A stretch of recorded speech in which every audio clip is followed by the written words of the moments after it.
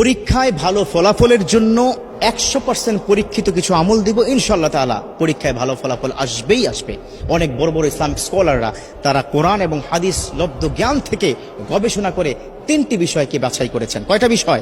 3টি জিনিস যদি কোনো শিক্ষার্থী পালন করে, পরীক্ষার আগের রাতেও যদি করে, পরীক্ষার হলে গিয়েও যদি করে, ইনশাআল্লাহ তাআলা তার ভালো ফলাফল আসবে।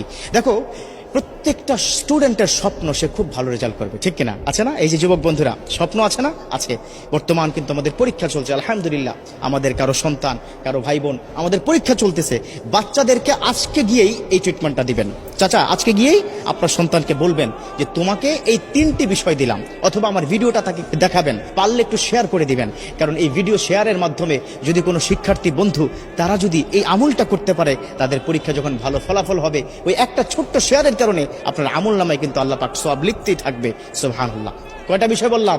3টা বিষয়। যুবকরা, কয়টা? 3টা বিষয়। 1 নম্বর হচ্ছে, যেদিন পরীক্ষা তার আগের দিন রাতে মেধাটাকে কি ঠান্ডা মাথায় রেখে পড়াশোনা করতে হবে। খুব একটা উচ্ছৃঙ্খল, এটা পড়া হয় নাই, ওটা পড়া হয় নাই, আফসোস করা যাবে না। কি করা যাবে না? আফসোস করা যাবে না। ঠান্ডা মাথায় বই নিয়ে পড়তে হবে সাজেশন অনুযায়ী, ঠিক আছে? তবে তাড়াহুড়া করা যাবে না, গভীর রাত পর্যন্ত জাগা যাবে না। 2 নম্বর হচ্ছে, আল্লাহর প্রতি সর্বোচ্চ তাওয়াক্কুল করতে হবে। বিশ্বনবী সাল্লাল্লাহু আলাইহি ওয়াসাল্লাম তিনি কিন্তু এই বিষয়টাকে খুব বেশি পরিমাণে গুরুত্ব দিয়েছেন। আর আল্লাহ পাক নিজেই তো বলে দিয়েছেন, ওমা ইয়াতাওয়াক্কাল আলাল্লাহ ফাহুয়া হাসবুহু, those the people are depend on almighty, আল্লাহ is good enough for him. অতএব আল্লাহর প্রতি তাওয়াক্কুল রাখতে হবে। আল্লাহ, পরীক্ষার হলে কালকে যাব, আল্লাহ তুমি পরীক্ষায় প্রশ্নগুলো কমন করে দিও, প্রশ্নগুলো কমন করে দিও, প্রশ্নগুলো কমন করে দিও। এটা 2 নম্বর, আল্লাহর প্রতি তাওয়াক্কুল রাখতে হবে। আল্লাহর কাছে চাইলে আল্লাহ ফেরত দেন না। উদউনি আস্তাজিব লাকুম, আল্লাহ পাক নিজে বলে দিয়েছেন, ও আমার বান্দারা, ও আমার গোলাম, ও শিক্ষার্থীরা, আমাকে বলো, তোমার সমস্যার সমাধান করে দিব, তোমার ডাকে আমি সাড়া দিব। সুবহানাল্লাহ। চাইবেন কার কাছে? আল্লাহর কাছে। আজকে গিয়ে সন্তানকে বুঝাবেন, বাবা পড়াশোনা যাই করো না কেন, তাওয়াক্কুল করবে কার উপর? আল্লাহর উপর। 3 নম্বর, এই 3 নম্বরটা একটু লম্বা, বাট এই আমলটা কিন্তু করতে হবে। 3 নম্বর আমলটা হচ্ছে, তুমি যখন পড়তে বসবে তখন রব্বি জিদনি ইলমা এটা পড়বে।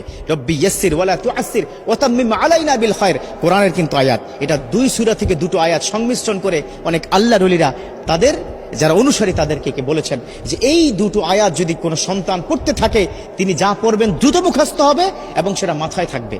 কথা ক্লিয়ার? রব্বি জিদনি ইলমা, রব্বি ইয়াসসির ওয়ালা তুআসসির ওয়া তাম্মিম আলাইনা বিল খায়র, এটা পড়তে হবে পড়ার আগেই।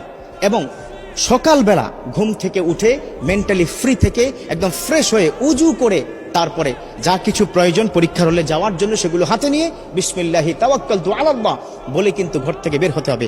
একটা টিপস দিব, সেটা হচ্ছে পিতামাতার কাছে একটু দোয়া চাইতে হবে। আল্লাহু আকবার। একটা কথা কি মাথায় রাখবে, এই পিতামাতা যদি তোমাকে দোয়া করে দেয়, পৃথিবীর কোথাও তুমি ঠেকবে না। পরীক্ষার হল তো স্বাভাবিক একটা বিষয়। এবার পরীক্ষার হলে প্রবেশ করার পরে বিসমিল্লাহ করে পরীক্ষার হলে প্রবেশ করবে। আমরা বর্তমান সময় আমরা কি দেখি, আমাদের সময় ছিল যে পরীক্ষার হলে গেলেই বন্ধু বান্ধব হই হুল্লোড়, চিৎকার চেঁচামেচি, তুই কি এটা কি পড়েছিস কিনা, এই কি ব্যাপার, কি দোস্ত তোর কি খবর, এই ধরনের কথা বলা যাবে না। একদম চুপচাপ ঠান্ডা মাথায় নিজের সিটে গিয়ে বসে আল্লাহকে ডাকতে হবে। একটা কোরআনের আয়াত শিক্ষা দিই, খুব মনোযোগ। হাসবুনাল্লাহু ওয়া নি'মাল ওয়াকিল, নি'মাল মাওলা ওয়া নি'মান নাসির, এই কোরআনের আয়াতটা পড়তে হবে। হাসবুনাল্লাহু নি'মাল ওয়াকিল, নি'মাল মাওলা ওয়া নি'মান নাসির। এবার প্রশ্ন হাতে কি পেয়ে গেছো? প্রশ্নটা হাতে পেয়ে সাথে সাথে না উল্টিয়ে 2টো কাজ করবে। একটা হচ্ছে উপর করে প্রশ্নটা রেখে সুবহানাল্লাহি ওয়া বিহামদিহি সুবহানাল্লাহিল আযীম, এই তাসবিহ পড়ার পর ওই যে আমি শিক্ষা দিলাম না, সেটা কি রব্বি জিদনি ইলমা, রব্বি ইয়াসসির ওয়ালা তুআসসির ওয়া তাম্মিম আলাইনা বিল খায়র, এই কোরআনের 2টো আয়াত পড়ে বিসমিল্লাহ করে যখন প্রশ্নটা দেখবে, যদি কোনো কারণে কমন নাও পড়ে, no tension, don't worry, don't be frustrated, হতাশ হওয়া যাবে না। কারণ যা পড়েছে কমন সেগুলো তো লিখবেই, যা পড়ে নাই ওই লিখতে লিখতে দেখবে আল্লাহ পাক জেহেনের মধ্যে ঢুকিয়ে দিবে। সুবহানাল্লাহ। মোটা দাগে 3টি কাজ। কয়টি কাজ দিলাম? 3টি কাজ দিলাম।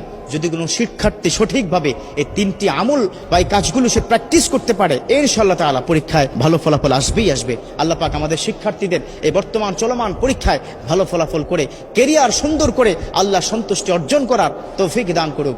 আমিন।